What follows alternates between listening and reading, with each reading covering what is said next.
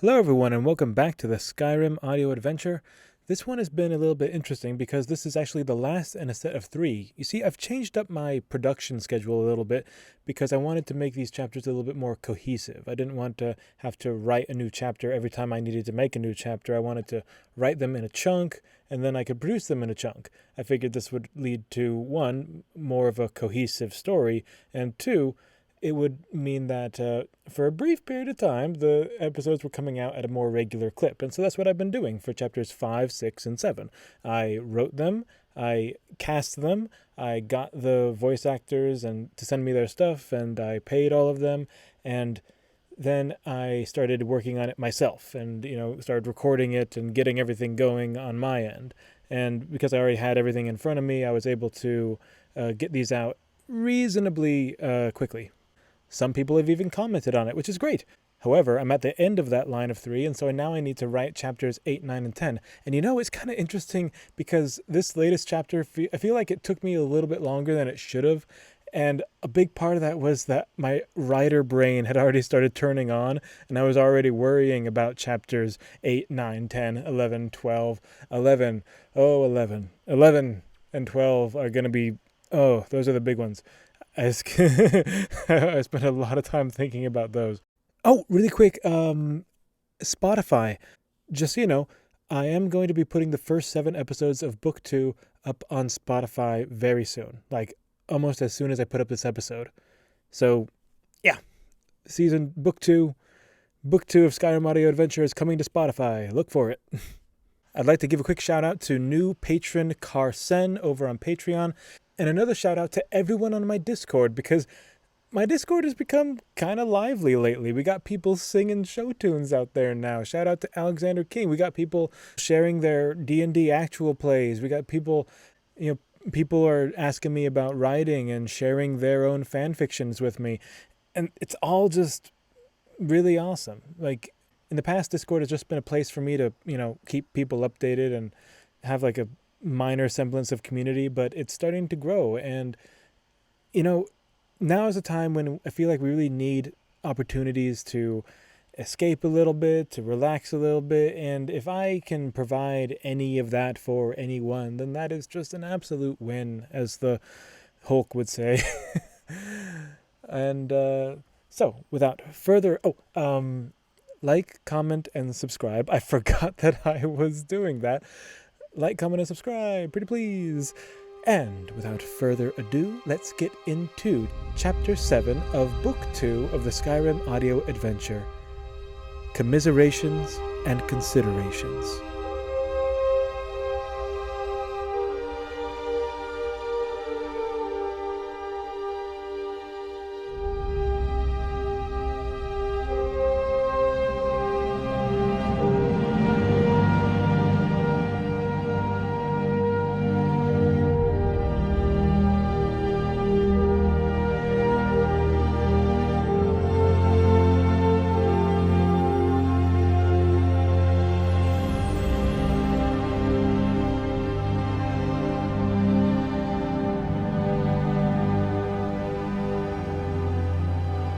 Aela the Huntress gave a violent, convulsing jerk and sat bolt upright as a gout of river water spilled from her lips.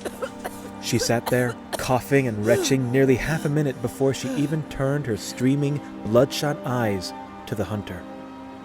He knelt beside her, panting from his efforts, sleek as an otter in his soaked clothes. The two shared a moment, regarding each other as if for the first time, before Aela keeled over onto her side. Vampires, he heard her say. Biosine, it was fucking vampires. Well, hello to you too, said the hunter, still panting. And yeah, vampires. I thought we knew that already. Aela didn't answer, only lay, breathing unevenly around haggard heaves. The hunter rolled onto his haunches and hung his elbows over his knees, watching the water rush by and tumble over the falls. He tasted blood and swiped his tongue across his lips. There was a split on the bottom. He couldn't remember exactly when he'd acquired it. Perhaps when he and the guard went over the railing. He wanted to spit the blood onto the sandy shore before him, but remembering a vampire was about, he instead sucked the lip against his teeth and swallowed. The huntress stirred beside him, but didn't get up. He regarded her and saw that her eyes were closed, and her breaths were evening out. She had said that she didn't sleep, but he wasn't sure what else to call this. He looked about. The air was filled with mist from the falls and fog from the evening. The moons were wide and blurry coming through the haze. His finger was unbothered. The hunter shivered at the chilly night. In his dampened state, stillness would only invite the breeze into his bones. Aela was out and the vampire was missing. His weapons were in the tower, and his pack was back in Sheerstep. He reached back to the pouches at his belt and pulled out a small knife no longer than the length of his hand, and a black, wet piece of flint. He stood and began a long night of work.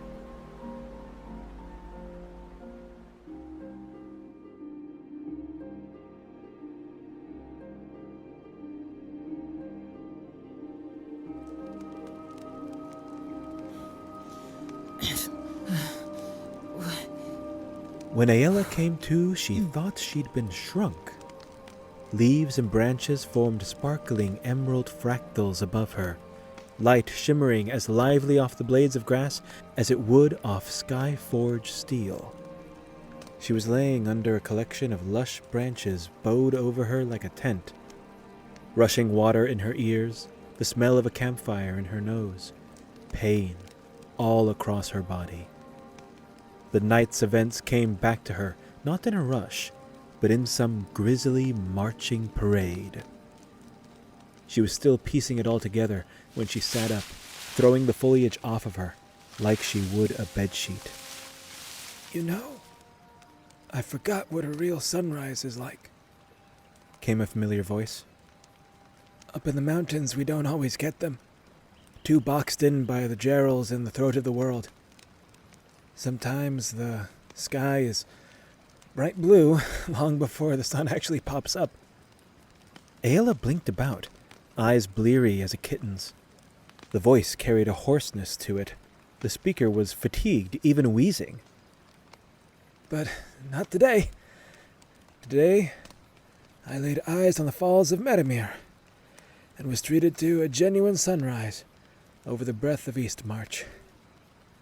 I reckon my luck is changing.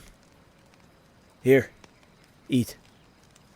Aela's heart was quickened by the word, and when her nose picked up the unmistakable scent of food, it nearly leapt from her chest. There was meat before her, a fishy, oily, savory slab of salmon. The huntress dove her face into it, almost before her hands could come up to grasp it. The warm, succulent meat brought color to her world and life to her senses. She scarfed it down, ravenous, before spotting the rest of the fish on a spit before her. Nails like claws, she made for it like a pouncing cat, before freezing, sitting on the other side of the pit of coals, and the dripping fish was Stranger, shirtless, bootless, regarding her with smirking amusement. You know, I see why you don't sleep, he said, popping a chunk of meat into his mouth. You kick about something awful. I covered you in those branches to camouflage you. Needn't have bothered. You sounded like two badgers fucking in a bush. She narrowed her eyes at him. He raised his hands congenially. Eat. Slowly, she grabbed herself another helping and dug in. They were some distance away from the river now, up a slope on the other side of the east road, hidden from the towers by a stand of trees. Her armor and boots were gone. Her ragged leathers were wet, and her weapons were similarly missing. The sun was up, but the morning was young. The western sky was still a deep purple. What happened? She asked, voice hoarse. Where's the vampire? No idea. I haven't seen it since I stabbed it. You stabbed it? Yeah, right here. The hunter tapped the center of his chest. How did you manage that? The hunter paused, considering. Asshole was talking too much. I wasn't really paying attention. You were already in the river. And this seemed to hurt it? Again, the hunter paused as if he was freshly considering the idea. Yeah, I think so. Like I said, you were in the river. I was in the river? Aela said, confused. Yeah. I had to get to you before you went over the falls. The vampire didn't try to stop you? No. Aela blinked, incredulous, before something in her head throbbed. She grimaced and grabbed at her temples. How did... Wait, how did you get the fish? Bear claw hooks, horsehair line. Where did you get the horsehair line? Stranger whistled a short ascending note, and a massive bush to her left snorted. Amid the rustling of leaves, a dappled mare rose her head up from where she'd been laying. Pebble? Aela exclaimed, rushing over to the horse and pulling the foliage off of it. Why in oblivion did you bury my horse in a pile of branches? Like I said, camouflage. She wheeled on him, fire in her eyes, but he just shrugged. I didn't know if the vampire would come back, so I figured why not try to... He trailed off weakly. See, now you're looking at me like that and I feel stupid. A grin pulled at her reluctant face, and Aela shook her head. She pensively stroked Pebble's mane, considering. You're not stupid. Not about this, anyway. Like this, she could easily see where the scars lingered on his throat, a set of wrinkled streaks, brown like dirty parchment. The potion of rapid healing she'd given him had done its job. Fast, effective, sloppy. She saw all of his myriad cicatrix, the burns on his right side, the puckered skin on his arms and off-color lines across his torso, the craters, the divots, the absolute wear behind the eyes. This man had sprung 100 leaks since she'd known him, and now he'd kept watch the night through, gathering food and warmth, all to keep her safe. She looked down, taking stock of herself. The many scratches and cuts and bruises marring her marble form were already healing of their own accord. With the aid of the fish, even the gaping wounds on her belly would be but memory in a week. Stranger didn't have that luxury. He would carry these marks for years, if he even managed to live that long. There was only one scar that clung to her. Only one. Gotten long before her first change. Stranger, Aela began weakly, surprised at the frailty in her voice. You're what? Stranger said, chewing another chunk. She cleared her throat. We should get you back to the mountains. The half-breed regarded her with mild surprise, before shaking his head. No, he said, half laughing, as if she'd just suggested he shave a sleeping giant's beard. You'll get hurt. She pressed. Aela. You've already gotten hurt. No. You shouldn't have come. Oh, wow. Do you resent it that much? Aela's face contorted with irritation. Resent what? Do you resent that I disobeyed you? Do you resent that I hurt the vampire? Or perhaps it's the breath in your lungs. Do you resent that? No, of course not. Well, neither do I. I am in this now. They know my face, and we know I can find them. There's no walking back. Aela covered her eyes, breathing a deep sigh of consternation. Stranger, I can't protect you. I thought I could, but I can't. The hunter nodded. Good to know. I don't know if I can protect anyone. Perhaps not. I don't even know if I can find Even. Unlikely, said Stranger, soberly. I cannot say we have nothing to lose.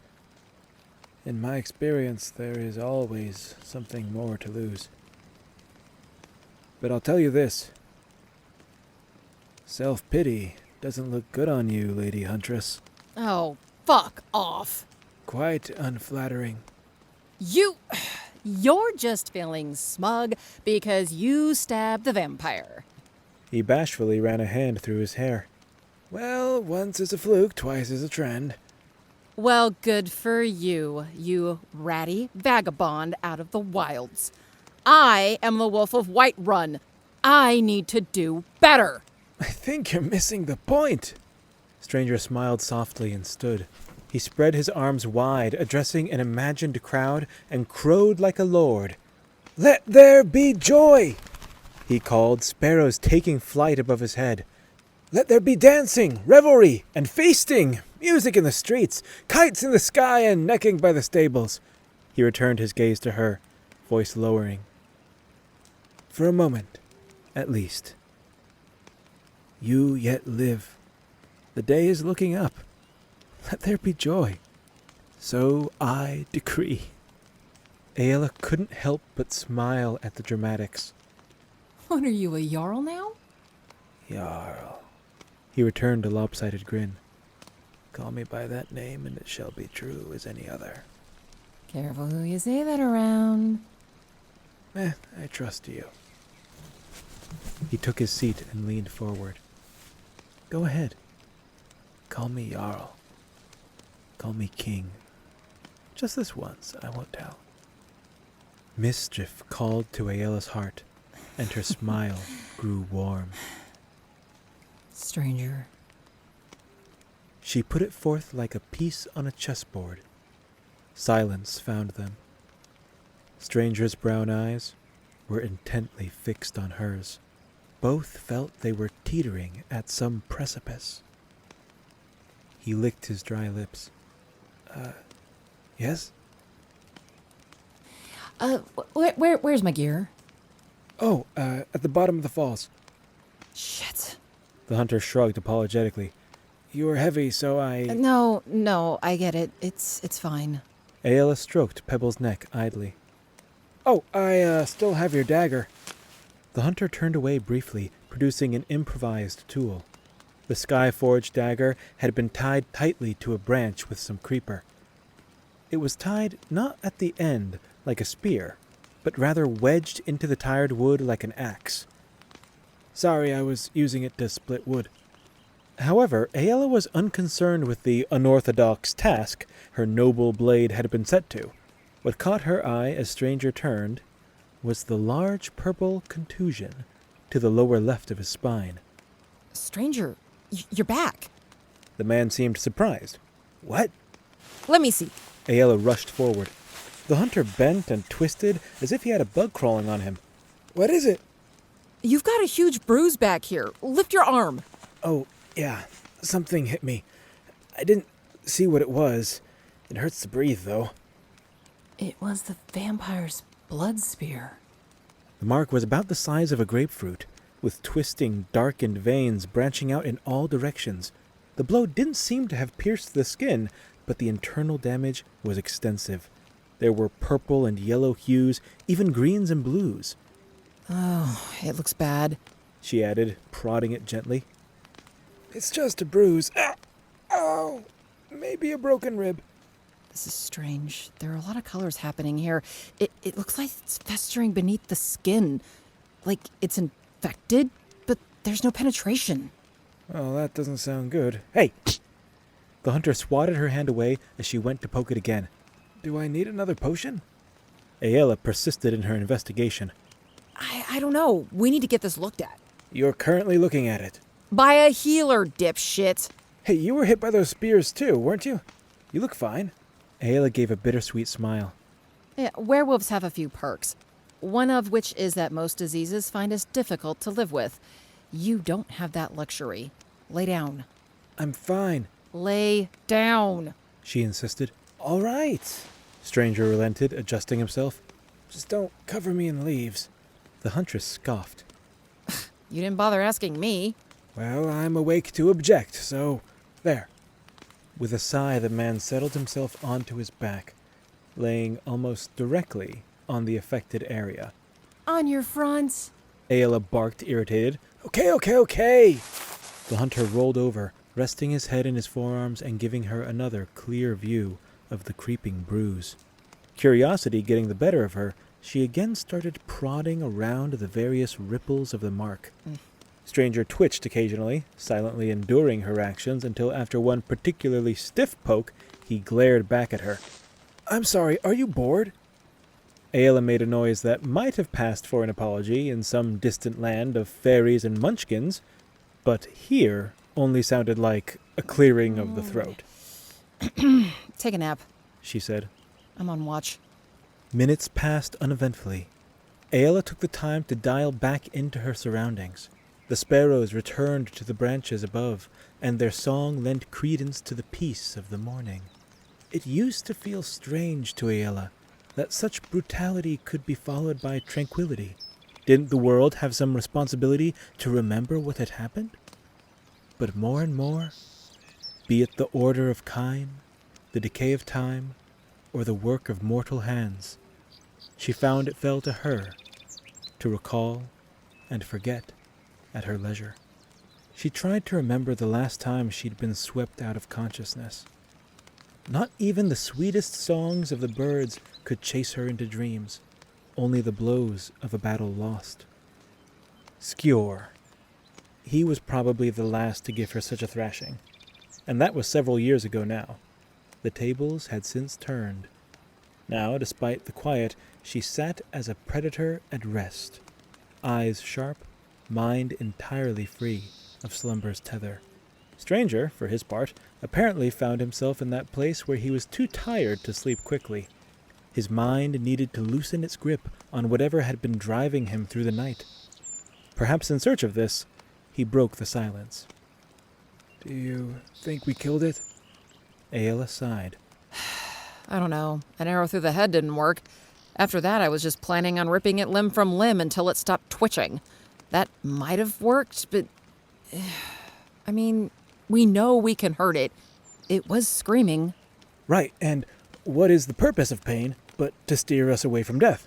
Yeah, I don't know about that. The hunter rolled onto his side and looked at her, a tad manic. We definitely heard it. Otherwise, why didn't it had... Fuck, sorry. Wait, He tripped over his tongue and shook his head, frazzled. Are you okay? She asked. It was a long night. Stranger, just nap. My point is, He continued, doggedly. you had drowned and I was focusing on you. If it wanted to finish us off, that was its moment. Panic suddenly clutched at Aela's breath. Please don't say that. Say what? That I drowned. Stranger blinked. It's true. I know, but... Steel blue met brown and held in a way that, while not dangerous, was deliberate. I just don't like hearing it. Okay. My point is, we're still alive. Which means it didn't take advantage of that moment. Which means it probably couldn't take advantage. Which means we either killed it or hurt it very bad. The sun is up. We can probably head back to the towers soon and check. If we killed it, there's a body. What if there isn't? Aela started drumming her fingers against each other. What if it just turns to powder or smoke? Or what if it fell over the falls? Then how would we know if we killed it? Exactly. Stranger threw up his hands. So either it's dead or it left. I doubt it would hang around after what happened. And if it stayed, I'll sense it, right? We know I can do that now. So let's just head for the towers. No. No?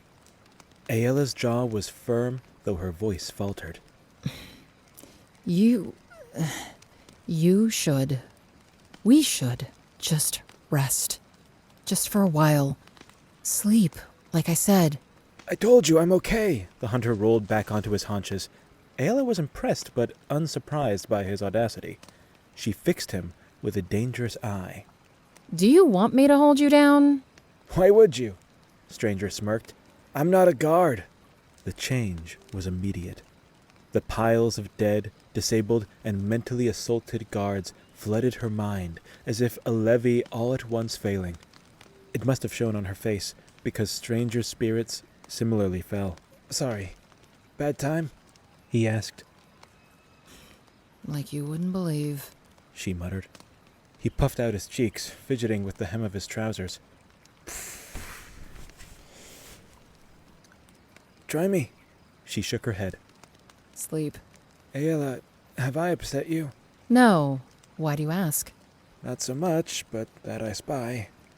The river is running through your eye. The huntress started and reached up to her face.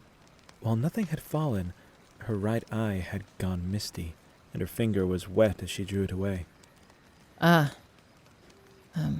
Thanks. She looked back to him, and he raised his hands in uninvited surrender. My lips are locked, sealed, if you will. As a matter of fact, my sanity is most acutely in question. Ask anyone. Pebble? Aela chuckled at this. You needn't handle me so softly. Have I ever done you such a courtesy? Fair point. The half-breed grinned in kind, but then his eyes grew distant, as if he were looking for an answer to the rhetorical question. Aela, he began, seeming hesitant for the first time since she'd woken. You bit me. Aela's brow furrowed. What? Back in the tavern, you bit my hand. Oh, yeah, I guess I did. He was looking at her as if waiting for her to reach his conclusion. And that's just fine, then? What do you mean? I mean, I'm not going to become, like you. Aela wanted to slap herself. Of course he'd be wondering about that. Oh, no, you're fine. It's not... No, it doesn't work like that. I didn't break the skin, and I wasn't in my beast form. And, sometimes there's a ritual, and...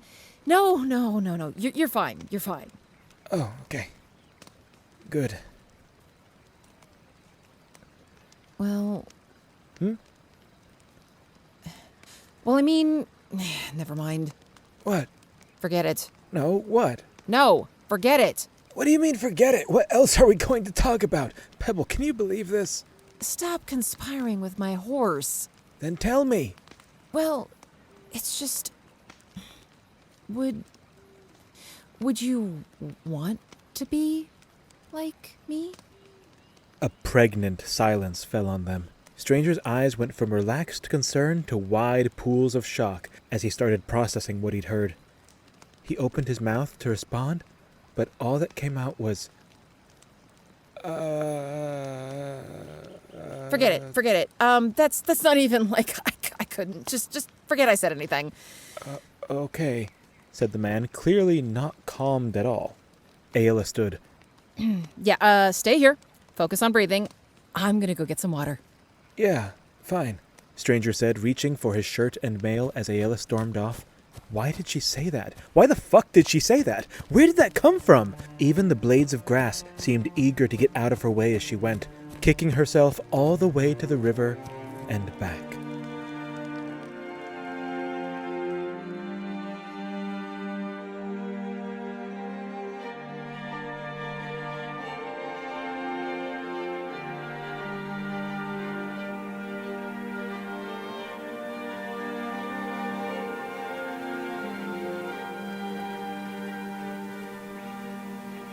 Though the hunter hadn't said so, he found the notion of Aela living without true sleep to be a frightfully inhumane one. He, for one, was quite fond of sleep. Indeed, the best thing about a successful hunt was the lazy day that followed, lounging in his tent, drying the meat, tanning the hide, and a library of other little tasks that each allowed ample room for the mind to wander, free as a breeze. After he'd been hurt, he thought it a great mercy that he might sleep through the worst of the recovery. Wink by long wink, it all took place over disparate intervals. What glee, what mercy was sleep, that noble coachman who carries him to the morning. However, on days like this, when toil was long and rest was short, sleep was a double-edged blade. He was wired, positively wild with punch-drunk energy upon closing his eyes. Now, as a rough hand shook him awake, he felt that all his cracks, body and spirit, had been filled with dung. He might as easily say that sleep was the culprit, chief herald of anguish and a fickle, fickle mistress. Before sleep, he'd been perfectly fine. By his reckoning, at least. Stranger! That's fine. Huggin, wake up, you big bugger. Everyone's waiting. Huh? Who's the... What? He answered groggily. That voice was different. And yet... His eyes shot open, and he sat bolt upright. His head swam in protest, but he paid it no mind. A grizzled old Nord was crouching next to him, long white hair thinning above his brows, beard more well-groomed than he'd ever seen it, and a snapping, blue-eyed smile. "Brack!" he exclaimed, and lunged in to hug the man. What followed was an awkward tangle, as Stranger was barely awake, and Bracknell didn't have the strongest balance at the moment. After many mumbled greetings and apologies, the pair finally stood face to face. Stranger clapped the old Nord on the shoulder. "What are you doing here? Aela told me you weren't very mobile yet." "And she told the truth. Got my ass brought in a carriage." "A carriage?" "Ritzy, right? Even a shade opulent, you might say. But, tell you what, I didn't hate it." "I bet you didn't. "And what of you? Shame about your face. Kind's breath, I was hoping that had cleared up." No luck, but hey, like you said, the ladies love it." "I seem to recall saying you were taking it too far. And that's when this happened." He gestured to the hunter's right eye. "Now your mouth don't even close right. And what in Narn happened to your neck?" "A vampire tried to rip it out." "Land shakes! And here you say no luck." "Quite right, come to mention it. Mounds of luck. Piles, mountains. Brack, the vampire. We found it. Me and..." The hunter's excitement evaporated as he realized they were alone. "Where's Aela?" "She's down at the towers with all the rest." "The rest?" "All of Jorvaskar, practically. Kodlak rounded up the lot and brought us out here as soon as he heard there was trouble." "Heard? What was to hear? How did he know?" "It's some old device of lichen beast, I suppose. You must have heard the howl, right?" "I did." "Come, there is much to discuss, and you can..." "Whoa!" The old Nord tripped on his feet and would have fallen if the hunter hadn't caught him. "Whoa, hey, are you all right?" Of course not, but that's no worry. Come, tell me how things go with my treehouse." It's good. Had to clear out a wasp nest a few weeks ago." "Did you remember that trick I showed you?" "Evaporated death bell. Worked like a charm. It was climbing up on the roof that was the scary bit."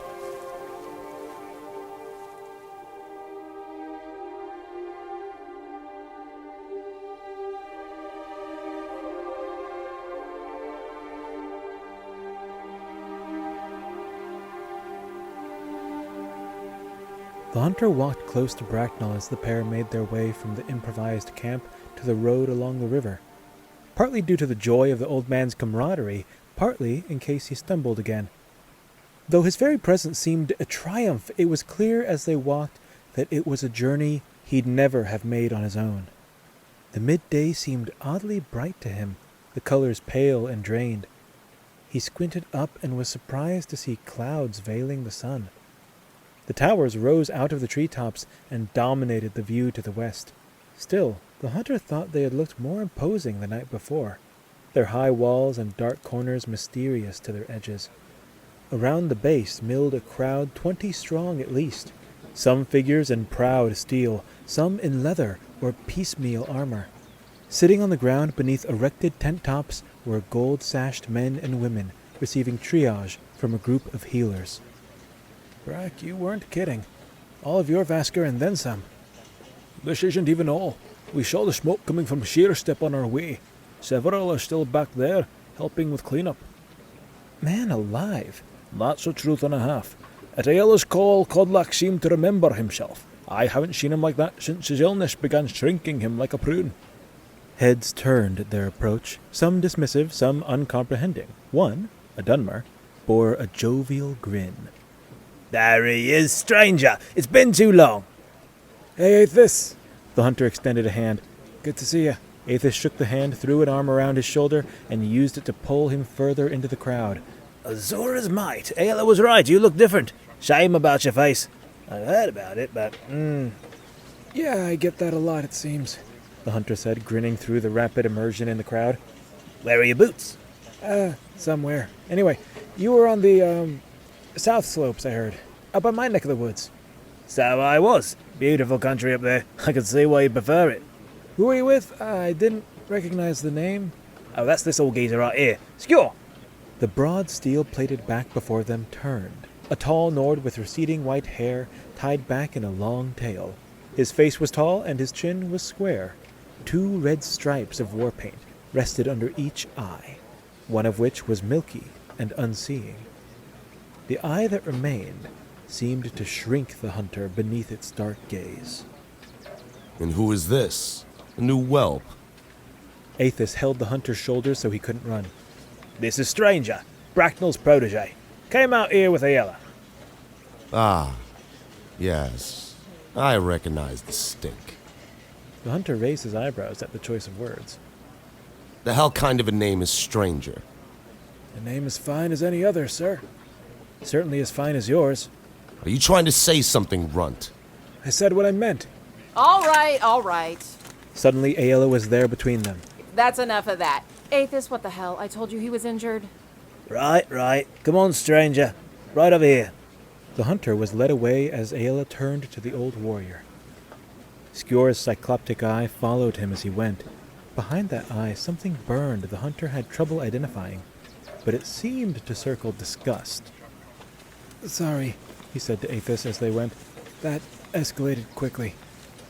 The dark elf's tone had lost some of its chip. Skjor is one of the most accomplished warriors in the Circle of the Companions. Now, I don't pretend to know what you and Aela have going on, but you'll want to forget it when dealing with the others. If you want them to stay their wrath, you'll need to stay your tongue. Understood.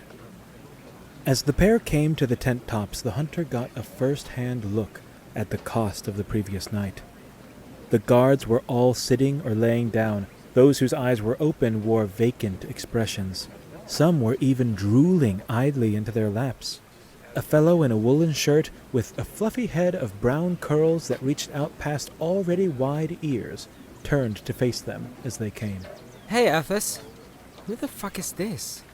Stranger, Silden, Stranger. Aethys said, gesturing between them. You remember Stranger. He and Aela got into that tussle a couple months back. Oh, right. Gods, you look different. Thanks. The hunter nodded. Aethys cleared his throat. Silden here is our resident jack of all trades. He's helping with the healing. Go on, show him what you've got. Yeah. All right. The hunter sheepishly began removing his shirt and mail. It's not much. I got hit in the back by a spear. The mail stopped the edge, but the impact, I think, broke a rib. Silden nodded, wiping some blood off his hands with a rag. Sounds like you got lucky. It's Miss Pitt! He suddenly exclaimed. What is it? The hunter asked, craning his neck. Silden's voice cracked. Aethys? The Dunmer also disappeared behind the hunter. What? Oh, my word. The half-breed was starting to sweat. Guys, talk to me, please. It looks like it's crawling. That colour shouldn't be there. Look at this pattern here. He should be septic. Guys? Hold on. Let me just... Ow! Yeah, that rib is broken. It was about this moment that the hunter started seeing heads turn at the commotion. A barrel-shaped Nord with a wide beard came wandering over. Nodding and greeting, he too disappeared behind his left side. What's the story eating jumping jazzbass? That... Wow. The hunter rolled his eyes. Okay, I'm putting my shirt on. Suddenly, all 3 of them were before him. So, a spear did this? Asked Aethys. The hunter extended a hand to the barrel-shaped man. Stranger. The husky Nord shook it easily. Oh, I know. Hamel. Yeah, it was a spear. Though, I guess it was more of a javelin. Aethys blinked. What's the difference? Well, he threw it. So throwing it makes a spear a javelin? Or it was always a javelin, and when he threw it, that just revealed that it was a javelin. The Dunmer narrowed his eyes. That feels off. No more off than suggesting that a spear can become a javelin in midair. That's not what I was getting at. Could it be a lance? Interjected Hamel. Maybe, if he hadn't thrown it. Silden pinched his brow. No, look, you can throw spears. Hamel raised a finger. But can you fight with a javelin? The hunter shook his head. No, the whole point of a javelin is to throw it. Aethys folded his arms. But he did both, so it's still a spear. Unless it's a lance. Can you throw lances? I think it's more of a ratio thing. Hamel said. How so? Like, a lance is more blade and less pole. Okay. Silden walked over to a pile of discarded guard weapons. Did it look like this? The hunter frowned at the long weapon in the man's hands. Kind of? Sorry, friend, but this is a pike. No, it wasn't a pike. You can't throw pikes, What about the harpoon? asked Hamel. Aethys tented his fingers. Hamel, my friend, you are not helping. The hunter stayed on point. No, see, that's just for animals. So a harpoon used on a man becomes a pike. No, you can't let a task define an object. Can't you? No, see, if I drive a nail with a stone or something like that, that doesn't make it a hammer. But you are using it to hammer something. So, from your perspective, it's filling the role of a hammer. That's as maybe, but just because it's hammering something doesn't turn the stone into a hammer. A hammer is a tool built for hammering. A stone is a stone. Exactly. So, by that logic, a harpoon can't be a pike just because it's used against a man. Silden nodded along. Besides, harpoons have barbs and the rope tied to the end. They're different. Like a gaffing rod. Hamel cut in. Stop it. Aethys snapped. The hunter scratched his burned ear. I think I've seen pikes with barbs. Yes, but no rope. Aethys countered. Silden clapped his hands. So, now that we're back on track, what were we talking about? Well, okay. Stranger shifted his weight. They had been standing for some time now. Can you throw a pike? Hamel and Silden shrugged. Not well. Sometimes. They're kind of thin and don't fly well. If there's enough weight, they fly. Aethys nodded and kicked at the grass. Look, to bring this back to the hammer argument, by that same logic, you can use anything javelin-shaped in the fashion of a javelin without making it a javelin. The hunter paused. Yes, but then it follows that you can use any of them in the fashion of the other, so it's all up in the air again. I suppose it is. How about we put it to a vote? I vote javelin. Spear. Pike. Lance. Shit. The hunter covered his face for a long moment. Well, okay, compromise. If we call it a pole arm, then we're all correct. After a brief pause, Aethys nodded. I can live with that. Yeah, that works for me. Agreed Hamel. Why are you here? I'm always around. It's part of my charm. What are you guys talking about? The group looked over to see a young imperial woman with brown skin clad in scale mail. The hunter sighed. Just pole arms? Oh, you mean like a halberd? The group almost fell over. No! Oh, for fuck's sake, Ryle. Ass off! It's completely Yeah, different! fuck off. Aethys was jabbing a finger at the woman. Who's talking to you? Who was talking to you? The hunter raised his hand. Technically, I was talking to her. See, no one's talking to you. Fuck the fuck off. You guys are fucking stupid! The woman called, scowling at the incoming wave of vitriol. As she retreated, washing her hands of their impotent drama, Silden snapped his fingers. Stranger, Yes? The sheep-headed man proceeded carefully. was there anything strange about this pole arm that hit you? Yes, it was made of blood. What? The hunter swallowed. The, vampire was using magic, and he made these weapons out of blood. Blood. Blood magic. You were hit by blood magic. I guess. And you didn't think to lead with that. What does it mean? It means it could be literally anything. The husky Nord smirked. Even a lance. Hamel? Sorry. What do you mean, anything? The hunter asked. Silden turned this way and that. Bone rot, bone break fever, ataxia, honey hives. Listen, blood magic is very dangerous and very volatile. You could have caught almost any disease. Whitemane got rock joint. If you come out of this with a bad case of the rattles, consider yourself lucky. The hunter was definitely sweating now. Can you fix it? No, The companion said plainly. I can fix the rib. Or one of the healers can, but for the rest you need to get to an apothecary. Fast. Well, the hunter wiped his brow. The day was hot, and now that it was mentioned, he did feel a bit feverish. Let's start with the rib then. Silden nodded and gestured over to a patch of ground at the end of the line of guards. Sit here. I'll see if I can get you seen to. Thanks. The hunter managed and took a seat. You all right then? Asked Aethys. Yeah, I'm good. Right. Have a nice chat, eh? The dark elf said, gesturing to the guard at the hunter's side, before disappearing with Hamel into the crowd. The hunter looked to the guard and saw nothing behind his eyes. He was an imperial by looks, eyes the color of damp moss under thin, wispy brows. A short crop of brown hair continued into a short but complete beard. His lower lip was thicker than his upper, though that might be due to the massive welt on his jaw. His mouth was open just to show that his front teeth sat at distinct angles. Deciding it was rude to stare, the hunter cast his gaze about the scene.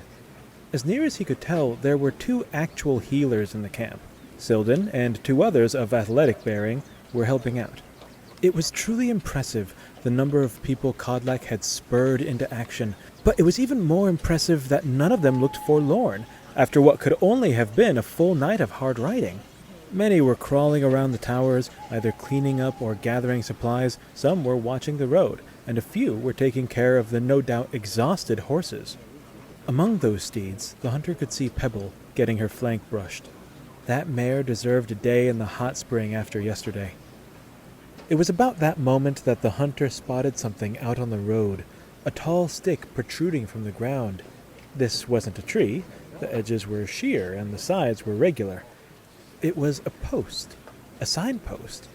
Wooden planks, ends pointed, were mounted at its head in a good imitation of a canopy. Carved into those pointing west were the names Whiterun, Sheerstep, Riverwood, Rorikstead, Baxley, and Solitude. The hunter frowned. That last one felt mighty ambitious. Looking east were Windhelm, Darkwater, Mixwater, Fort Aumel, Hull Hollow, Iverstead, and Kynesgrove. Given the reach of the signs facing west, he was a little surprised that the easterly ones didn't include Blacklight. The signpost looked well maintained, interestingly enough. Who was tending to this helpful roadside companion? His mind immediately turned back to the guards of the tower, and he looked to the man at his shoulder. Hey, nice day we're having, eh? He said, drawing the man's bloodshot gaze. A bit bright for my taste. The man had a round face and padded neck. Though they were sitting, the hunter could immediately see that this guard was at least a head and a half taller than him. The kind of sweet-faced man you didn't want to provoke, for while his uniform was filled with pudgy, round folds, his mass alone would make him a problem in any scenario. However, set within that sweet face, his dark eyes seemed unfocused as they trained in on the hunter. He said, mouth slack and dripping with saliva. The hunter raised his eyebrows, trying not to act too repulsed. You got a name? He asked. No name, huh? I know that feeling. Is that right? Say, do you know who put this signpost up? Do you?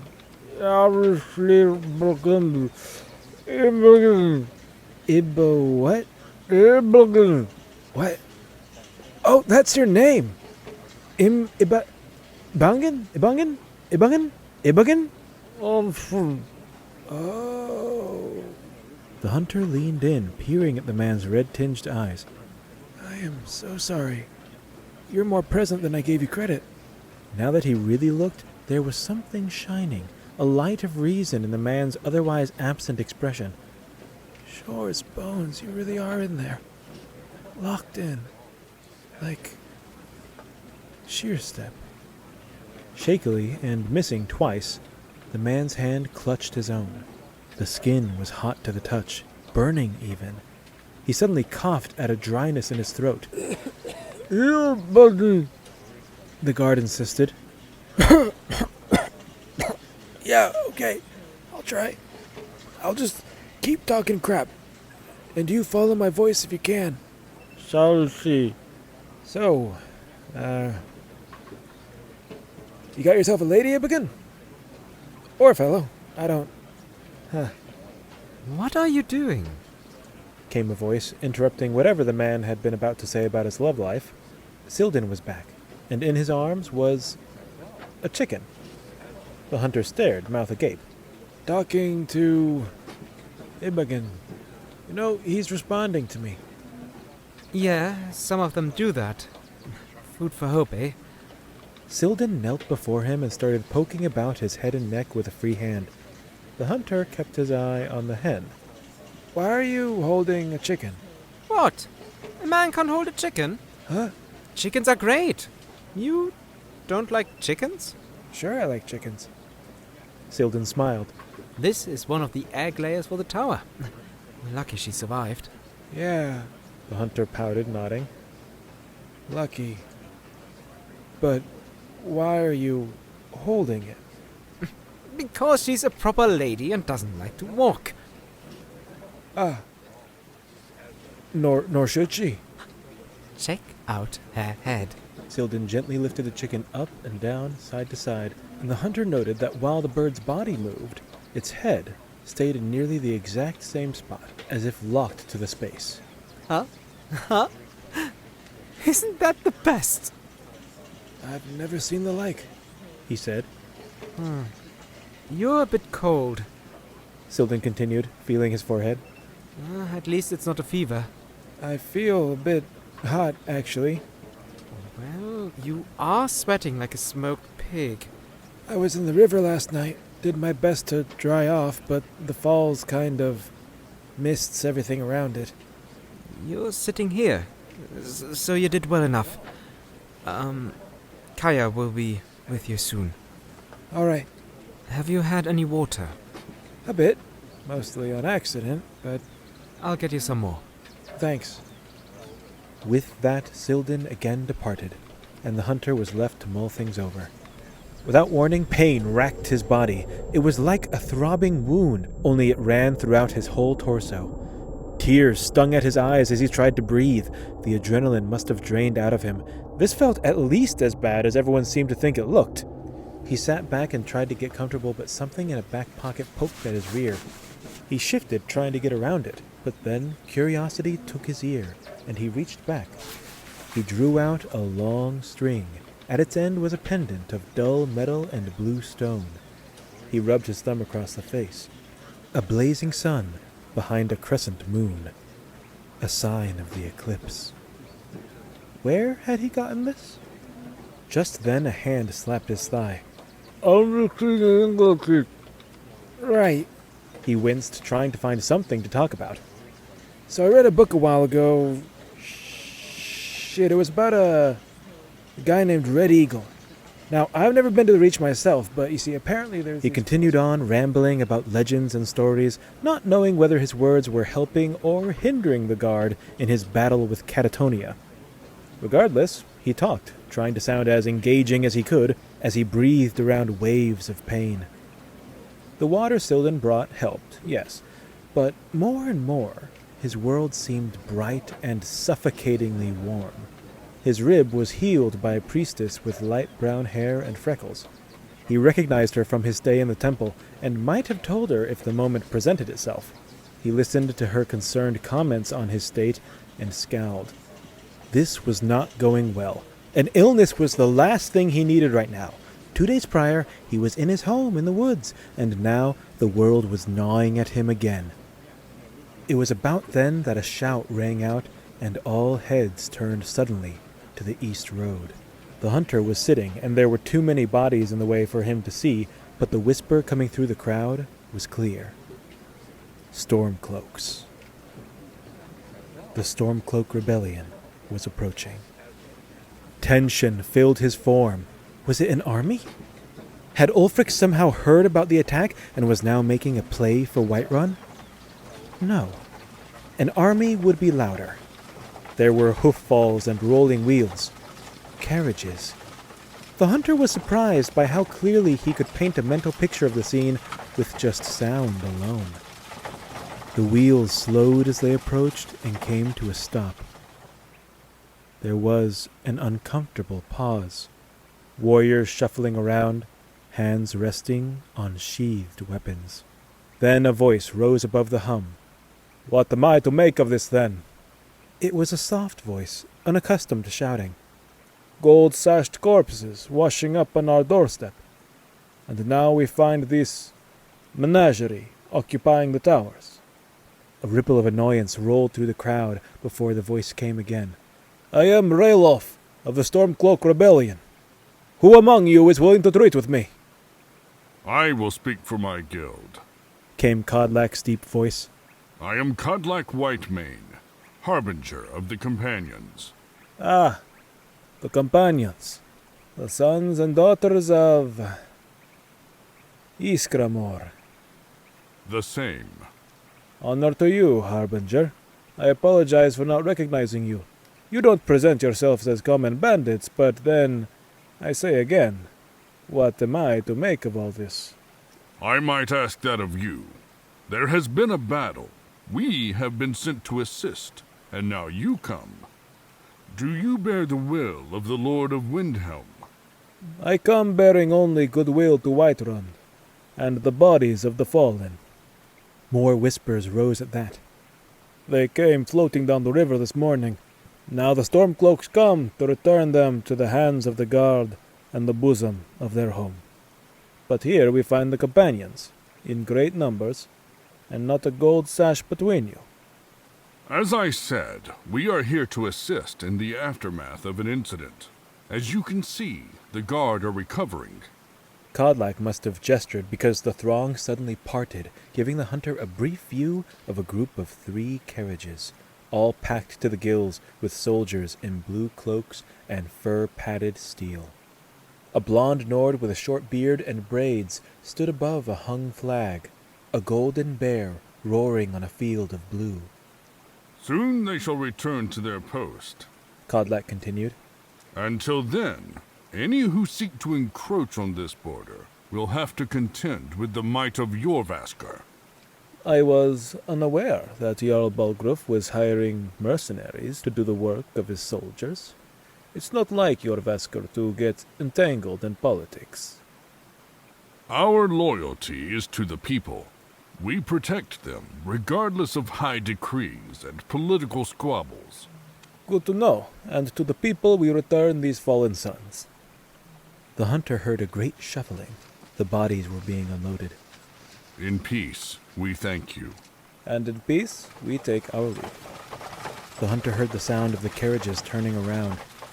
"I wonder how Jarl Balgruuf hopes to protect his hold, when his very soldiers can't protect themselves." Pray you do not face what they have faced. Pray this misfortune doesn't bleed into Eastmarch." There were no further words until the sound of the Stormcloaks had shrunk to whispers on the riverside breeze. Then the guild erupted into conversation. The hunter watched them move this way and that, several heading up to the tower. Everything that was milling and slow became deliberate and focused. Silden put down the hen and recommitted himself to the wounded. Aethys and Hamel passed by, carrying wood for a fire. "Aethys!" He called. The pair stopped. "What's going on?" Kodlak called a circle meeting. The rest of us are trying to keep busy. "Is something coming?" Hamel shrugged. That was the rebellion, bumpkin. And no matter what Kodlak said, they know the border is vulnerable now. Right, what he said, Aethys nodded. "Can I help?" How in the bloody hell do you expect to help? Right, you can barely stand. Hamel echoed. "Help me up then." My hands are full. Suddenly, through this concert of activity, a familiar voice reached him. Stranger! "Here!" He called. Aela's red hair danced toward him, and before he knew it, she was grabbing his arm. Here, get up. "What is it?" The hunter asked, as his feet were once again burdened by his weight. Without a word, the huntress was dragging him away. Oh, look at that, boys. She's pulling his chain. He heard Hamel jeer from behind him. The hunter stumbled as he tried to keep up. Aela, what is it? The circle are meeting in the tower, 2nd floor. You should be there. Why? Because we need to decide what to do with you, among other things. I told you, I'm not going anywhere. That might not be for you to say. Shit. The hunter sighed, wincing at the pain in his back. When does that start? In a few minutes. Okay, I'm heading to the upper levels. What for? To get my bow, boots, and everything else. That bow is ragged. I keep telling you to get a new one. Drop dead, the hunter said humorlessly, and disappeared into the tower. What he was not present to see was Aela visibly biting down on her retort, and turning the other cheek only to see at least a dozen faces staring at her aghast. Hands were covering mouths, eyes were wide, some were frozen in suspense, waiting for her retaliation. Most were frozen in shock that it had not come. What in oblivion do you think you're looking at? The throng immediately dispersed, nearly tripping over each other in their haste.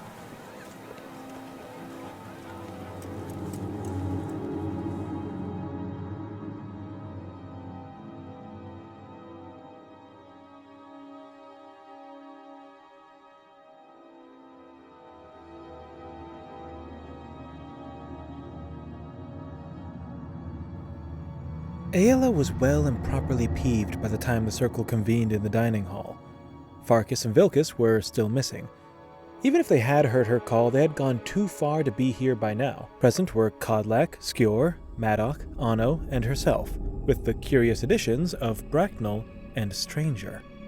The latter's breathing was a shade labored, and a sweat had broken out on his forehead. Was his rib still broken? What the hell had he done at the healer's tent? Just talked the time away?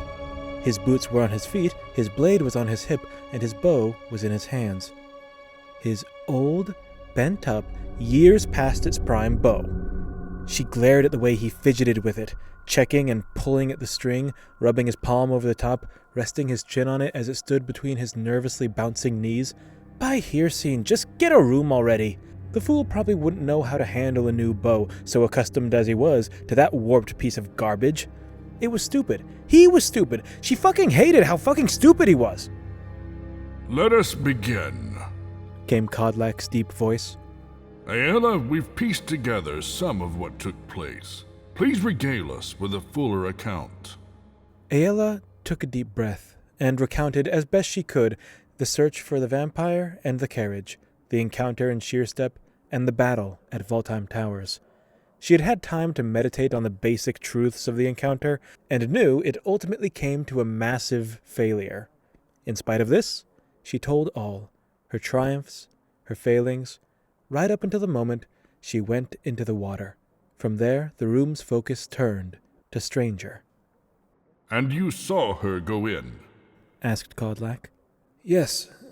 Thought she'd resurface soon, but when she didn't, I knew something was wrong. So I went in after her. Her armor had weighed her down and she was tangled up in some weeds, trying to get free. I helped her out and we got to shore together. Aela breathed evenly around her surprise. True, she had asked him not to speak of drowning, but this was not the context she had in mind. What's more, the lie came so naturally to him, not the barest flicker on his face. Were the bright eyes of this put-upon fool dimming? Whatever the case, a warmth quietly burst in her chest. Was the vampire still pursuing you? The Harbinger continued. No. It attempted to waylay me by the bridge on the 3rd floor, but I stabbed it and jumped off. You stabbed it? Came the voice of the caramel-skinned man next to Skjor. Anno bore the features of a Redgaurd, with loose braids drifting before golden eyes. Dark leather armor was augmented with impressive pauldrons. In the chest, yes. With my dagger. How did you stab it? Like so. Stranger said, pantomiming the backhanded strike. Are you mocking us? No, not at all. Then allow me to reiterate. How did you stab it? Aela saw his brow furrow. The sweat ran thicker now. I don't quite... well, I suspect it became overconfident. His hand went to his throat and rubbed at the marks. Instead of just killing me, it cast an illusion. I was not fooled, so... He trailed off lamely. Anno nodded shortly. I see. Tell us, Skjor spoke up. why didn't you return to the towers? Aela cleared her throat. The current had taken us some ways away. We would have been walking into an unknown situation without the element of surprise against a well-fortified position and an enemy we know can regenerate. At the expense of the soldiers, did you not spare a thought for them, leaving them alone with that thing? Aela fell silent, prompting Stranger to step in. We were both the worse for wear. After the blow I dealt, there was some finality to it. It's hard to explain. It could just as easily have come after us, but it didn't. We elected to keep our distance and lick our wounds, if you will. The room bristled at the turn of phrase. In the pause that followed, Kodlak's gentle bass rumble was the first to speak. This blow to the chest, it seemed to do sufficient damage then. Stranger shrugged. It definitely stopped it. I don't know what happened after. I was in the water.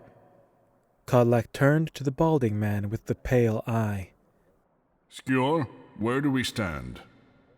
Captain Wester's notes indicate he was here with 48 men and women. Of the 49, 11 are uninjured, but catatonic. 23 are severely injured. 15 are dead. 9 of those were just returned to us by the Stormcloaks. Among them is Captain Wester himself. We found no felled vampire and no dagger in the area as your story points to. Kodlak sat up in his seat. In summary, this is very, very bad. What started as a manhunt has escalated. A single vampire pillaged a town and crippled a key outpost. 49 of Whiterun's finest, either dead or made invalid husbands and wives. Unease was in the air from the first, a massacre in the midst of a civil war. But now we risk outright panic. In Whiterun, for Talos' sake. A horde that lives off of trade and ambitious minds free from the conflicts of outside realms. The Jarl let us take the lead on this investigation, and we bring him corpses. Corpses at the feet of one of our own, no less. They were under the vampire's power. I had no choice. Aela protested. The elder warrior shook his head. Do not look for subtlety in the minds of high folk. To them the world is a small thing, existing in the margins of their reports and missives. They might pat us on the back now and tell us to continue in our task and damn the cost. But they are counting, and as soon as it is convenient they will turn on us. Our only protection is the trust of the Jarl and the faith of the people. And this weakens that. It weakens the Jarl, especially now in the eyes of the Stormcloaks. Skjor drummed the table with his fingers. There are another 14 dead in Sheerstep, 8 in the fires, 2 slaughtered, and 4 were trampled in the panic. Some may even say that this was all our fault. Anno said. They might say that our pursuit forced the creature's hand. Aela tented her fingers over her nose and rubbed at her sinuses.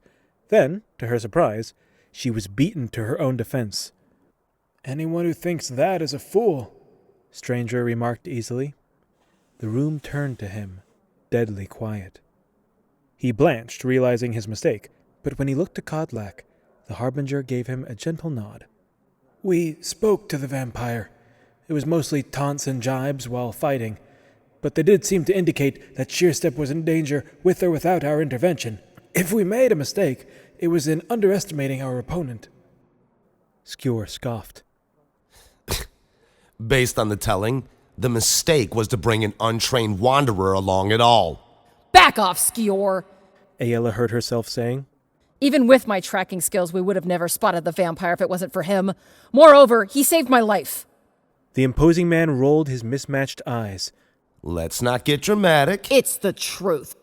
and let that truth speak not only to his quality, but to that of our foe.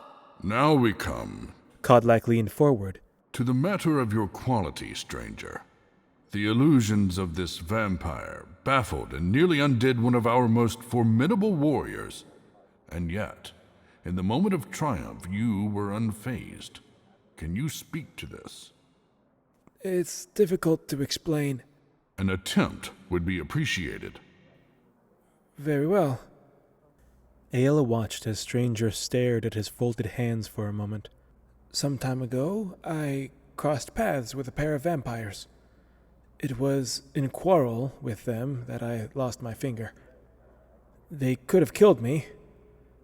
They let me go, on the condition that I never disclose their identities. Anno perked up at this. Would you disclose their identities to us? Stranger gave a non-committal shake of the head. I would hesitate to cross them. They let me go, and I don't know if they have the means to find me. It may be relevant to our investigation. I will only say that it seems unlikely. They are quite out of the way. Anno blinked slowly. Very well. Continue. Before the quarrel, they tried to control me with some magic, the kind I know not. It failed, and I suppose that was the start of it. Why did it fail then? Aela began to lean forward. This was quickly turning into an interrogation. She looked to Kodlak, who seemed placid as ever. Did he know this would happen? Stranger sighed. I'm not sure. I found evidence of what they were, and maybe it was gruesome enough to wake me up. Snap me out of the haze, if you will. Do you have any magic affinity? None. Experience? Training? Dilettante curiosity? No, I've never had the barest aptitude. I see. Now, whenever something tries to invade my mind or alter my perception, my severed finger starts to hurt just like it did the day I lost it. A phantom pain. But different, more deliberate. With that, I can just tell that something's amiss. Bracknell can speak to it. Aela too. I understand that classification of magic is illusion? Personally, I hypothesize I do not have a sense for vampires, but rather illusions. It just happens that vampires, by their very existence, lean heavily on those magics. I'm curious. Skjor piped up. If I was to cut off the affected hand at the wrist, would you then lose the ability? Skjor! Aela snapped. I'm only asking, growled the man, gaze not leaving Stranger. The hunter, for his part, waved a hand dismissively. It's okay. Truth is, I don't know for certain what the mechanism is, but I can say it's borne fruit twice now, so I shan't argue with it. Anno cleared his throat. I would like to address the mammoth in the room. You did not have any formal training before the day Bracknell brought you to Jorviska? No, I did not. I've always been trained by my circumstances. And yet you have survived 2 encounters with vampires. Conversed with them, fought with them. You've even seen through their magic veils and tricks. Yes. You found one on a whim when our best tracker couldn't. I wouldn't say on a whim. You are even keeping 2 of them safe by not divulging their identity. I had no reason to divulge it. Other than the good of the province. I... Aela says you were talking to the vampire for some time in Sheerstep. Why would it bother talking with you? I think it was... Anno, where are you going with this? Aela asked, glaring at the Redgaurd. At a point you were fighting multiple affected guards. Affected being the key word. They were not... After the huntress was sent into the river, you effortlessly dealt with the vampire. Again, one of our best warriors. And the vampire falls to you? If I may, what lies at the end of this line of inquiry? The truth. The truth? The truth. Have I lied? Yes, you have. While you may not know it, you have. Well, what good does that do me? Suddenly, a light burst in the dark room. Anno stood across from them, pale blue lightning crackling in his hand. You may know nothing of magic, but I do. I know it as I know my blade. The ability to shrug off the power of illusions is not some habit stumbled upon by circumstance. It is a skill. It requires practice, honing, and a great amount of time. So yes, you have lied. I didn't know that. No, you didn't. Nor would you know it if you were under the vampire's influence. Aela stood up. Anno, you can't be! Yes, I am serious. He said, cutting her off, then returning his eyes to Stranger. Deathly so. Aela looked around for aid. Kodlak? The venerable Nord only raised his hand, motioning for her to sit. She did not. Why would you be able to do this? Anno mused, the buzz of the electricity growing louder. You are no mage, you say? Aela could see Stranger gripping the table. He looked about ready to flip it. No. He said. You are no diplomat? No. There's only one other possibility. Being? You are a spy. Anno! Before she knew it, Aela was standing, bow in hand, arrow aimed at the Redguard's heart. On my mother's name, if you do this, I will end you! Would you now? Anno jeered. You already said the vampire fooled you. Skjor and Bracknell were both on their feet. Skjor glaring at Aela, Bracknell trying to edge his way in front of Stranger. By Yisgrimor, Aela! What's gotten into you? Can't you see, Skjor? He's gotten into her. Maybe I ought to shoot you anyway. You don't turn on your shield brothers! You're really going to shoot me over him? No, I'll shoot you 'cause you're a horker! Stranger, you have 10 seconds to convince me that you oppose the vampires. The Redguard extended his arm, leveling his aim at Stranger. That you are not some pawn or turncoat. Stranger, get back! Bracknell urged. Anno, I will not hesitate. Aela growled. Aela, put the arrow down! Barked Skjor. No! How long have you known him? Shut up! Anno hadn't budged. 3 seconds, stranger! Because I saved a werewolf! Stranger's shout quieted the room. Aela is a werewolf. All of you are. If there's one thing that can stand against a vampire, it's you. I have no better evidence than my actions to save the vampire's strongest opponent. Several pairs of eyes flashed red, Aela's among them. Yes, he panted. If you don't know, I'm in the confidence of the circle. The room was frozen for what felt like a minute, ruby eyes gleaming in the gloom. Skjor's were wide with fury, Anno's narrowed, Maddox confused, looking between Stranger and Aela. Kodlak, once again, gave no reaction at all. A couple heads turned to Bracknell, who held up his hands. The gazes fell on Aela, who couldn't help but flush under the indignation of her peers. Well, Anno said, breaking the silence. All the more reason. A burst of thunder shook the walls, and Aela loosed her arrow as the flash of lightning seared a streak into her vision. Her hair whipped across her face in the burst of sparking air. Shouts and curses echoed off the stone. Aela blinked rapidly to clear her eyes, and was wholly surprised when she saw that no one had been hurt. Anno stood, confused and unpierced. A spot on the wall several heights above where Stranger had sat was black and smoking lightly. Had she not been blinded by the spell, she would have seen what the Harbinger had done. In one motion, Kodlak had lifted Anno's arm by the elbow and caught the arrow bound for his heart. Now he stood, proud and mighty once more. Sit down! He roared. All immediately did so, except Stranger, who cautiously poked his head up from under the table, truly resembling a ferret in this den of wolves. Well, Anno, the Harbinger said dangerously. Are you satisfied? Not really. Then be satisfied! Anno visibly shrunk. We are the companions of Yisgrimor. We shall talk like men, not bicker like simple beasts. Anno, visibly cowed, wiped his nose sheepishly before flinching and shaking some static out of his hand. I apologize. My passions got the better of me. He turned to Aela. Sister. Peace, brother. It is done, she said, bowing and stowing her bow. Anno's golden eyes then fell on Stranger. The fire therein was doused, but the suspicion remained. You may not know that you are lying. Exposure is an aspect of training, but it normally takes much more than what you have described. There is something else at play here. Stranger only shrugged. I'm a quick learner. Aela snickered. It was a horrifically banal statement in the lingering tension of the moment. That said, it was true.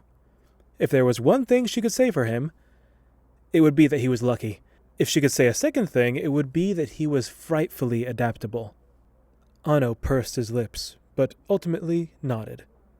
We can move on. Skjor wiped some sweat off his brow and sighed. Now that the fangs are out in the open, I would like to ask Aela. He levied his uneven gaze at the huntress. Why didn't you call upon the beast form in this fight? To protect the innocent? She answered easily. Had I unleashed that power, I would have had 50 dead at my feet. If you change during your pursuit, then it may never have reached the guards. Kodlak brought a hand down hard on the table. Enough, Skjor. What's done is done. Maddock, a bald, red-bearded man, somewhat in the build of Hamel, but older with deep-set eyes that shone like diamonds in the dim room, spoke for the first time. Aela spoke earlier of the quality of our foe. Might we return to that? Yes, said Kodlak. Our foe. He turned then to the elder hunter. Bracknell, if you would. Aye. The Nord stood shakily. Stranger offered an arm, but was waved off. I've been digging into vampires in the library of Dragon's Reach, and while I could regale you with a scathing report on the court wizard, I will cut to the key points we were able to parse out. He rubbed his nose and wiped it on his trousers. What we have here is a Daedric spawn. As werebeasts are linked to Hircine, vampires are linked to Molag Bal. They inherit his sadism and will to dominate. In aid of this, they are exceedingly fast, strong, and skilled in magics, particularly those that allow them to control or otherwise influence unwilling people. Highborn, lowborn, seems to make no difference. It's difficult to define the edges of their capabilities, especially when it comes to magic, but one weakness seems to come up consistently. There are many accounts of vampires shrinking in the light of the sun. So many, it's practically the one thing common folk know about them. But, as Stranger pointed out, that is not a hard rule. Beyond that, there are many myths surrounding protection. Running water, divine symbols, well, I'm loath to mention it, garlic, and various general wards against the undead. There were some accounts of how one was slain by having a wooden stake driven through its heart. Perhaps Stranger witnessed that as well. As for tracking them, we found nothing but ominous phrases. They are one with the shadows heed their call, blah blah, shadow and night and darkness, and so on and so on. Suffice it to say, they are difficult to track. Nigh impossible, Aela added bitterly. Stranger raised a hand, drawing curious and irate eyes. A thought occurs, if I may. You may, nodded Kodlak. If the vampires are spawn of a Daedra, and so are you, why would we suppose that you were so different? Your point? Aela prodded, a shade annoyed. Lord Hircine and Molag Bal were incomparable. What hurts you might also hurt vampires. Silence followed, as Aela met the eyes of her fellow circle members. The answer was plain to all of them, though none wanted to say it first. She sighed. Silver. Silver. Anno and Maddock echoed. Bracknell shrugged. It could work. The book mentioned wards against undead. Silver can be counted among those. Stranger's expression brightened. Great. Then we just have to get silver weapons. You can make silver weapons, right? Aela pinched her brow. You'd need a lot of very pure silver. And they would be harmful to us, said Skjor. How can you expect us to use them? I'm not a Lycan, neither is Bracknell, nor anyone outside the circle, right? Anno shook his head. But how are they supposed to use the weapons if we are the only ones who can match the creatures? Yes, but it would be something. If not our hands, then in the hands of the guard. Forging the weapons would take time we don't have, Maddock added. Stranger didn't relent. Then we buy them, or borrow them. Who do we know that makes them? There was a long silence, broken by Aela's sigh. There is only one group that comes to mind. Aela? Said Skjor in a warning tone. The Silver Hand. Fool. Skjor huffed. Stranger, pitifully oblivious, clapped his hands as if that were the end of it. Great! Where do we find them? Aela pinched her brow and glanced to Skjor. We don't. Why not? Stranger, do you hear yourself? She rounded on him, eyes ablaze. What kind of group do you suppose stockpiles silver weapons? I don't... Werewolf hunters! The Silver Hand are werewolf hunters. We cannot go to them. But the circle being werewolves is a secret. Just send one of the others. How would they know? Stranger looked around at the silent circle. Wait, really? How would they know? Do they know? I have had enough of this, said Skjor, standing. Where do you get off asking questions like that? The information you already have is enough to shake the hold. And now you ask after this? It would be one thing if you were new blood, but no, you are not one of us. It is by sheer happenstance that you walk among us. Who are you to know these things? I am a hunter out of the wilds, and I am your best chance to... Stranger suddenly broke down in a fit of coughing. Bracknell leaned over and thumped the man's back helpfully. Stranger, it's a good thought, but it's clearly a non-starter. Quit while you're ahead. Honestly, to suggest we treat with the Silver Hand, Leave it, Skjor! Kodlak barked. The question we should be asking is, what do they want? Anno sighed. If we know that, then we can find them. Skjor scoffed. They are monsters. They only want destruction. What about the carriage? Aela piped up. Did anyone find it? Have we been over Sheerstep? We have searched the stock and stables of Whiterun all the way to the high hills. There was no sign of the girl. Maybe they're using illusion magic. We should have Stranger go over everything again. Nonsense, that would take ages. And the people would just about riot if they had to wait for some vagabond to come sniff around their cart. Not to mention, most of them have already moved on. The searches were fine while we had the element of surprise. But now, how can we expect the girl to be in the cart at all? In fact, I doubt that there ever was a cart. We don't know that. Farkas and Vilkis are still out there. I think he has a point. Aela spun on Stranger, who was still rubbing his throat and swallowing with great effort. I mean, we were looking for the carriages because that was our key to finding the vampires. But here we found the vampires with no carriage. So why are we still assuming the carriage is out there? What's more, why are we assuming there are plural? We've seen what one can do. Because of the tracks. The timing was too close to be a coincidence and the scene was too concentrated. Not even they are that fast. You had to be there. Maybe you should take me there then. He said before tucking his head into his elbow and hacking. Now that is a conundrum, came Kodlak's voice. If Stranger and his bizarre ability are going to help us, how should we use them? Anno shook his head. He's injured. He can't help anyone now.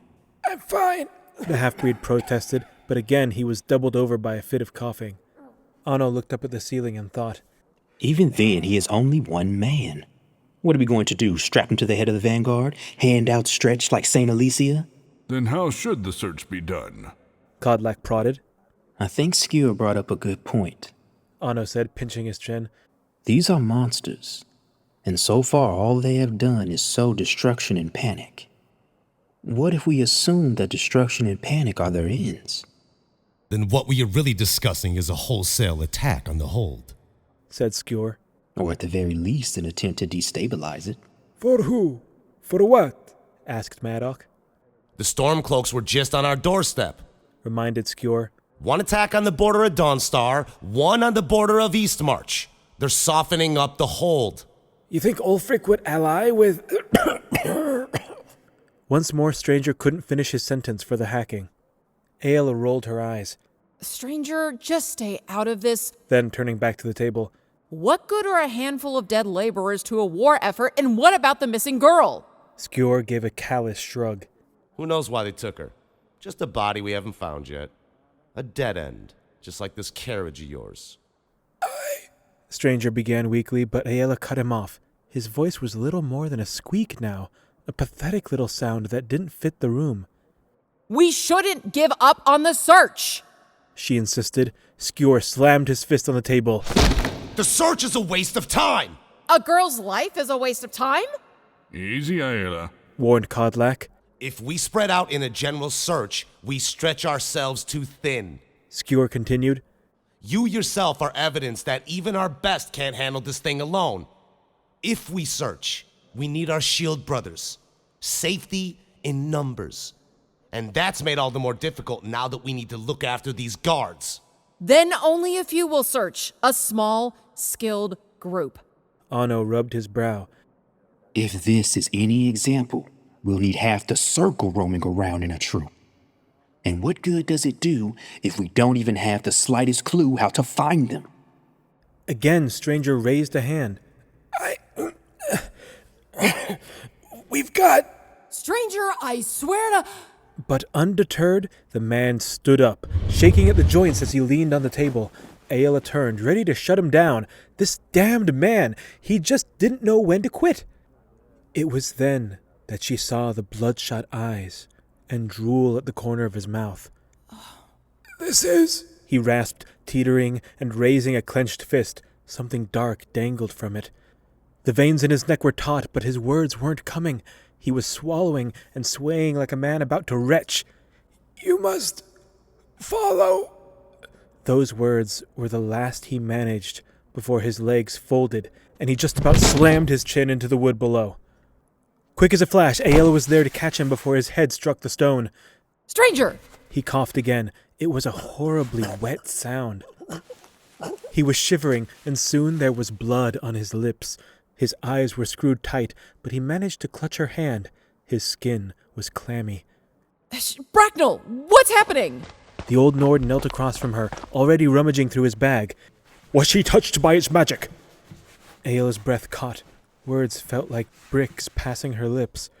She was slow. Why was she slow?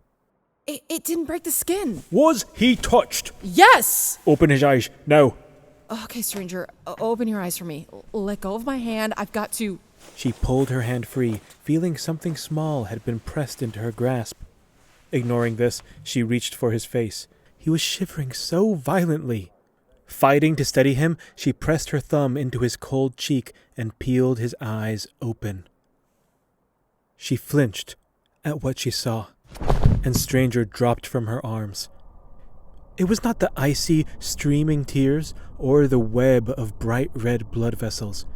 It was that deep in those brown eyes, ever so faintly, roiling like hot steel freshly doused, was a glow. Her heart sank and her limbs were set on edge. She tried to calm herself, but it was too late. Her hackles were raised and her teeth were sharp.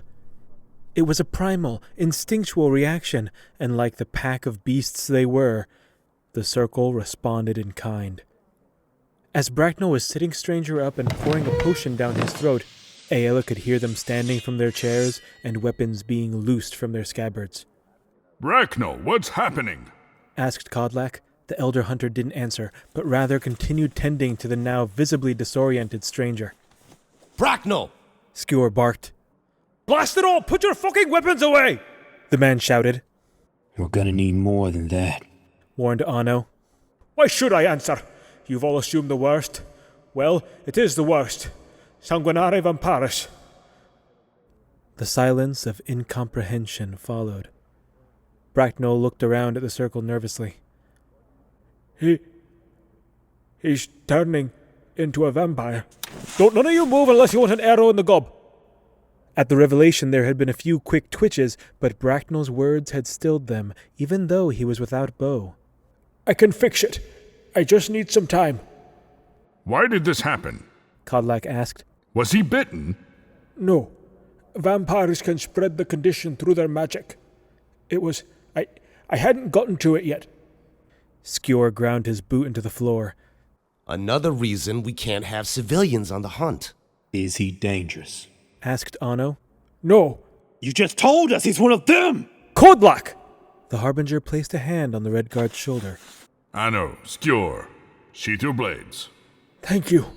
If you want to be useful, I need wire sage, ginger, hawk feathers, skeever hide, and if you can find it, the chitin of a mud crab. Might as well throw in garlic while you're at it. Skjor, for all his prior hostilities, nodded and made for the door. We could strip some arrows for the feathers. I'll get the healers looking for the wire sage. Anno followed. I can check the kitchens. See if there's ginger or garlic.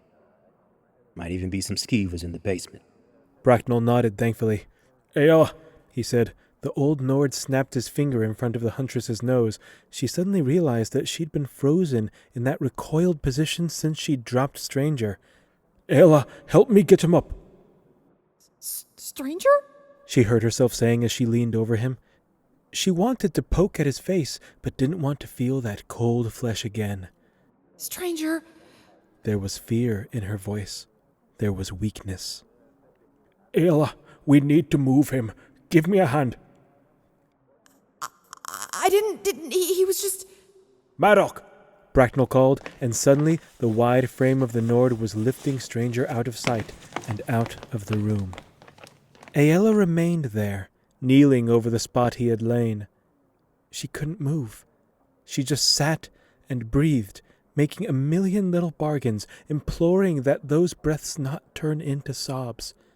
She heard the familiar gait of Kodlak as he hobbled over to her. A broad, wizened, calloused hand came down on her shoulders. It felt like it was made of old, cracked leather, the kind that has sat forgotten on the tanning rock for an extra week. It felt like stone, grainy, sandy stone that has known many winds and few washes. It felt not so different from the last time the two of them had stood like this. She had been crying then, wailing with grief, but now she was silent and still, holding tight to dignity, resisting the idea that that bastard had this power over her. No one had this power over her. How could he? Kodlak didn't say anything, just waited, patient as the saints of old. Aela breathed, gasped, held, and suddenly she remembered the object pressed into her hand. She looked down to see a leather-banded pendant, a sign of the eclipse. Quiet as moss marching over stone, she spoke. I'm sorry.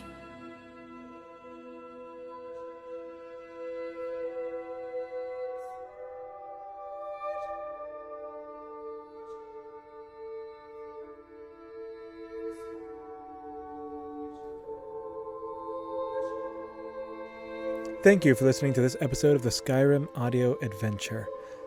If you didn't listen to that bit at the beginning, just to say that I'm going to go into a little bit of a writing phase right now, and I'm going to take a little bit longer to produce the next episode because I got to write 3 chapters before I make it. We had some returning cast in this one and some new blood. Hamel is back, and so is his voice actor Brennan Blotner. Kodlak Whitemane was again played by Patrick McCook. Skjor has entered the battle and he's played by GameJae Shinn.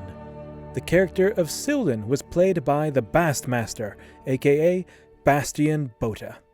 Rhea was once again played, however briefly, by Naomi Melville. And gasp! A wild Anno has appeared, played by Cortez Johnson. And last but not least, Kat Loveland returns as Aela the Huntress. Like, comment, and subscribe. Come to my Discord. Check it out. I'm out there singing Lumineers on my acoustic guitar. We got someone singing Hunchback of Notre Dame. We got updates and we got fan art. Most of it's stuff that I've commissioned, but still fan art. I'm a fan of what I do.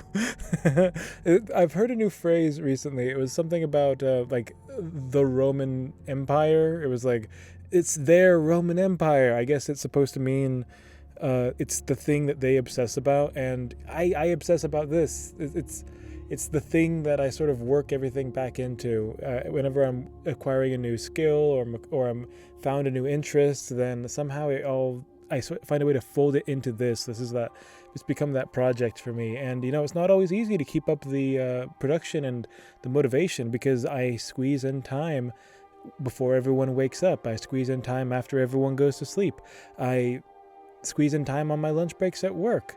And, it's your guys' support, you guys just, how you keep coming back to this series. It makes it just impossible for me to let go. You bastards. and just thank you so much for your support. And once again, thanks for listening.